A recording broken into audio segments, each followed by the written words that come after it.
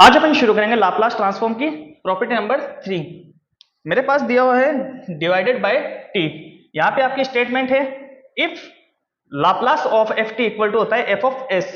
ये मेरे पास कंडीशन दी हुई है यहाँ पे, और उसके बाद भी मेरे से पूछ रहा है then prove that Laplace of function of t upon t equal to होता है sign of integration limit s to infinity f of s d s. ठीक है, यहाँ पे इसको इंटीग्रेट करना है किसके रेस्पेक्ट में? एस के रेस्पेक्ट में। सबसे पहले अपन इसकी डेफिनेशन देख लेते हैं लाप्लास की। तो लाप्लास की डेफिनेशन होती है Laplace of function of t equal to होता है sign of integration limit 0 to infinity e की power minus s t f t, और ये आपका आ गया डी टी। अब आपको इसको सोल्व करना है। यहां से मैं आरएचएस इसकी लूंगा, तो यहां से मैं इसको आरएचएस ले लेता हूं। ठीक है, अब इसको मुझको यहां पे आपको दिया हुआ फंक्शन ऑफ एस किसके बराबर है? Laplace of function of T के बराबर है। तो यहां से मैं लिख लेता हूं साइन ऑफ इंटीग्रेशन, पहले तो मैं एज इट इज इसको लिख देता हूं लिमिट एस टू इंफिनिटी, फिर साइन ऑफ इंटीग्रेशन। अब इसको मैं खोल के लिख रहा हूं यार, क्योंकि मेरे पास यहाँ पे कंडीशन दी हुई है और अपनी स्टेप एक बच जाएगी। तो यहां से मैं इसको इसके बराबर मान सकता हूं क्योंकि मेरे पास दिया हुआ है। तो Laplace of function of T को मैं खोल के लिखूंगा तो इस तरीके से लिखा जाएगा। तो यहां से मैं लिख दूंगा लिमिट 0 टू इंफिनिटी e की power minus s t f t, और ये आपका आ गया डी टी, और ये ds यहाँ पे पड़ा है। ठीक है, इन दोनों के रेस्पेक्ट में मेरे को क्या करना है? इंटीग्रेशन करना है। सबसे पहले मैं s के रेस्पेक्ट में इंटीग्रेशन करता हूं। तो यहां से मैं s के रेस्पेक्ट में इंटीग्रेशन करूंगा तो ये मेरा साइन है, sign of integration limit 0 to infinity, और यहां पे मेरा बच जाएगा dt। ठीक है, e की पावर माइनस, क्योंकि s का एक ही फंक्शन है वो यहाँ पे है, एक्सपोनेंशियल है। तो यहाँ पे मैं इसको s के रेस्पेक्ट में डिफरेंशिएट करूंगा तो मेरा आएगा e की पावर माइनस एस टी, और s के मल्टीप्लाई में क्या है? Minus T. ये आ गया मेरा माइनस टी, लिमिट मेरी आ गई s से इंफिनिटी, और यहाँ पे मेरा function of t as it is है। तो यहाँ पे लिख देता हूं मैं फंक्शन ऑफ t। अब इसी को अपन, अब मैं आपको बताता हूं, जैसे कि इंटीग्रेशन ऑफ e की पावर x dx आपका होता है e की पावर माइनस x और अपॉन में आ जाएगा -1। ये आपका इस तरीके से होगा क्योंकि x के मल्टीप्लाई में क्या है? -1 है। इसी तरीके से अपन ने यहाँ पे लिखा है s के मल्टीप्लाई में क्या है? -t है, तो मैंने -t लिख दिया। अब लिमिट अपन पुट करेंगे यहाँ पे, तो अपन लिखेंगे sign of integration limit 0 to infinity e की पावर, अब यहां पे मैं इंफिनिटी पुट करूंगा तो मेरे पास आ जाएगा माइनस इंफिनिटी। अपर लिमिट रख दिए मैंने, अब मैं यहां से लोअर लिमिट रखूंगा। अब यहां पे मैं s की जगह पे s रखूंगा तो कोई फर्क नहीं पड़ेगा, तो सेम एज इट इज आ जाएगा माइनस एस टी, और अपॉन में आ रहा है आपका माइनस टी। अभी तक मैंने कुछ भी नहीं किया, और यहाँ पे इसके इंटू में आ गया आपका एफ टी, और ये आपका आ गया डी टी।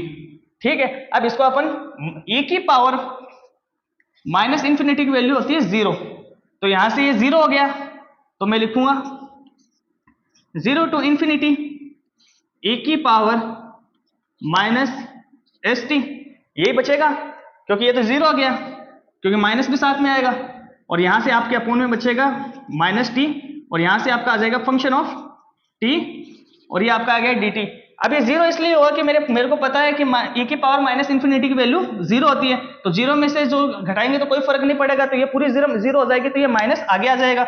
इस माइनस से ये माइनस कैंसिल हो गया। अब आपको लाप्लास की डेफिनेशन देखनी है। आपको लाप्लास में क्या देखना है कि Laplace of function of T क्या था? आपका यहाँ पे आ रहा था। ठीक है, सिमिलरली यहाँ पे आपको पूछा है Laplace of function of t upon T, तो यहां से मैं लिख सकता हूं क्योंकि ये तो एज इट इज है, ये दो फंक्शन अलग से आ रहे हैं। ठीक है, अच्छा इसको मैं काट के इसके नीचे लिखूं तो कोई फर्क नहीं पड़ता, तो यहां से मैं लिख सकता हूं sign of integration limit 0 to infinity e की पावर माइनस एस टी, और ये आपका आ गया एफ टी अपॉन टी, और ये आपका आ गया डी टी।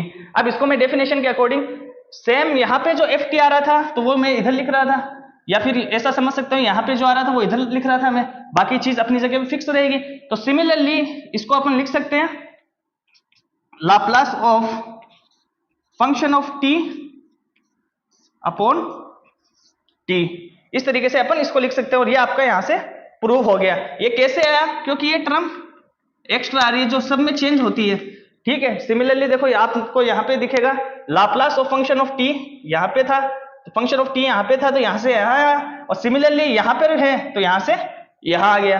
अब इसके बेस पे अपन क्वेश्चन देखते हैं। जैसे आपको पूछा जाए Laplace of 1 minus cos t upon T, इस तरीके से आपको क्वेश्चन पूछे जाएंगे। तो इसका अपन देखेंगे, सबसे पहले अपन इसका लाप्लास निकालेंगे, किसका, 1 अपॉन इसका। तो देखते हैं अपन 1 माइनस cos t का अपन लाप्लास देखते हैं। तो इसका तो मुझे पता है डायरेक्ट फॉर्मूला, तो मेरे पास आ जाएगा 1 अपॉन s माइनस, क्योंकि साइन यहाँ पे माइनस का है, cos का मैं करूंगा तो क्या आएगा मेरे पास s अपॉन, जैसे कि आपसे पूछा जाए Laplace of 1 minus cos t upon t, ये आपसे पूछा जाए। तो सिमिलरली अब अपन को मालूम है इसका, मैंने आपको प्रॉपर्टी बताई है, ठीक है।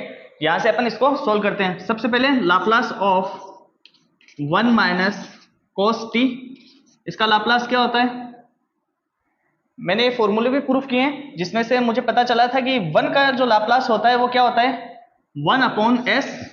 सिमिलरली cos t का क्या होता है s upon s square plus a square. तो a की वैल्यू यहाँ पे 1 है क्योंकि t के मल्टीप्लाई में 1 है, तो यहाँ से मैं 1 का स्क्वायर लिखूँ या 1 लिखूँ, दोनों एक ही बात है। तो यहाँ से मेरे पास ये आ गया। अब से इस प्रॉपर्टी में अपन देखते हैं कि t डिवाइड में आते ही यहाँ पे फंक्शन ऑफ s आ रहा है, ठीक है, साइन ऑफ इंटीग्रेशन के साथ में। तो यहाँ पर मैं अगर t लगाऊंगा डिवाइड में तो मेरे पास आ जाएगा sign of integration limit s to infinity, और यहाँ पे मेरे पास आ जाएगा ds।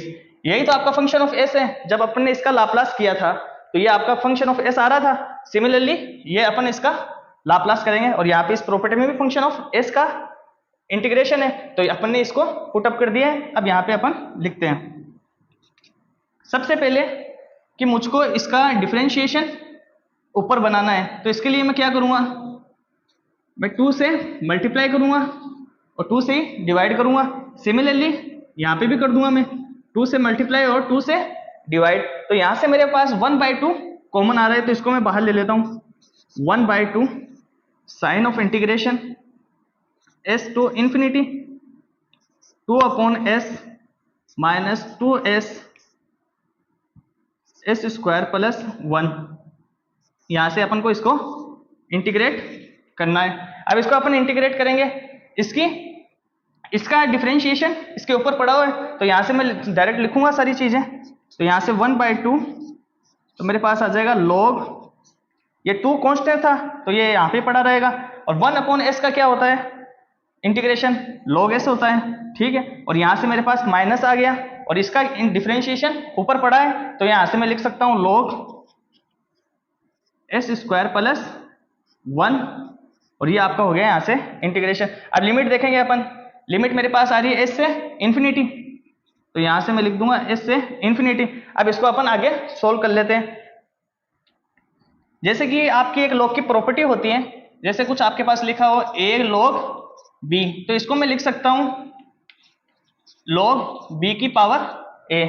सिमिलरली सेम कंडीशन यहाँ पे है, तो इसको मैं इसकी पावर में लगा दूंगा 2 को, क्योंकि 2 को अपन यहाँ से हटाते हैं तो log की प्रॉपर्टी बोलती है अपन को ऐसा, ठीक है। अब इसके बाद में अपन log को आगे सोल्व करेंगे। 1/2 log s स्क्वायर प्लस 1, ये आ जाएगा, और मेरी लिमिट आएगी s से इंफिनिटी। अब log की एक प्रॉपर्टी और होती है, वो क्या होती है log a minus log b, ये आपकी प्रॉपर्टी होती है log a अपॉन b, यानी जिस log के पहले माइनस आ रहा है, यानी इस b से b वाले log से पहले माइनस आ रहा है, तो ये इसके नीचे चला जाएगा, ठीक है। अब इसके बाद में अपन इसको सोल्व करते हैं। जैसे कि मैंने यहाँ तक सोल्व कर दिया, अब इसके अपन लिमिट रखते हैं। लिमिट रखूंगा, अगर मैं यहाँ पे इसकी इन्फिनिटी रखता हूँ, अपर लिमिट रखता हूँ, जैसे कि मैं इसका सॉल्यूशन करता हूँ 1/2। अब यहाँ पे मैं इसकी अपर लिमिट रखूंगा इन्फिनिटी, तो इन्फिनिटी का स्क्वायर इन्फिनिटी होता है, और सिमिलरली यहाँ पे भी इन्फिनिटी में अपन कुछ भी जोड़े तो वो इन्फिनिटी होता है। तो यहाँ से मुझे पता चला log infinity upon infinity minus log. अब यहाँ पे s की जगह में s रखूंगा तो कोई फर्क नहीं पड़ेगा, एज इट इज आ जाएगा। तो यहां से मैं लिखूंगा S square upon S square plus 1। Infinity से इन्फिनिटी कैंसिल, तो आप यहां से डायरेक्ट भी लिख सकते हो, log 1 की वैल्यू होती है 0, तो यहां से आप लिखो तो लिख सकते हो 1/2। तो यहाँ पे मेरे पास आ जाएगा, इसको मैं हटा के डायरेक्ट 1 लिख सकता हूं, तो मैं लिख दूंगा यहाँ पर 1। तो मेरे पास फिर से log की प्रॉपर्टी लग जाएगी यहाँ पे।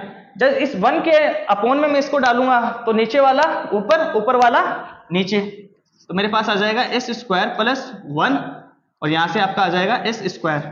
यही प्रॉपर्टी लगाई है अपन ने फिर से, जिसके आगे माइनस था उसको अपन ने नीचे डाल दिया। तो सिमिलरली यहाँ पे पहले 1 था, इसके बाद में माइनस था, तो इसको अपन इसके 1 के नीचे लेके जाएंगे तो इसको पलट देंगे, तो पलटने के बाद में आपका ऐसा आएगा। और यहां से इस 1/2 को मैं हटाऊंगा तो इसके ऊपर रूट लग जाएगा। तो एक फॉर्मूला और होता है जो अपन ने अभी यूज भी किया था, जैसे कि ये रहा वो फॉर्मूला, a log b क्या होता है, log b की पावर a। तो सेम यहाँ पे भी अपन वही करेंगे, इसकी मल्टीप्लाई में इसकी पावर में भेजेंगे उधर, तो मेरे पास आ जाएगा log s square plus 1 upon s का स्क्वायर। अब यहाँ पे 1/2 को अपन पावर 1/2 भी लिख सकते हैं और यहाँ पे अपन रूट भी लगा सकते हैं, और इसी तरीके से आपके सभी क्वेश्चन होंगे।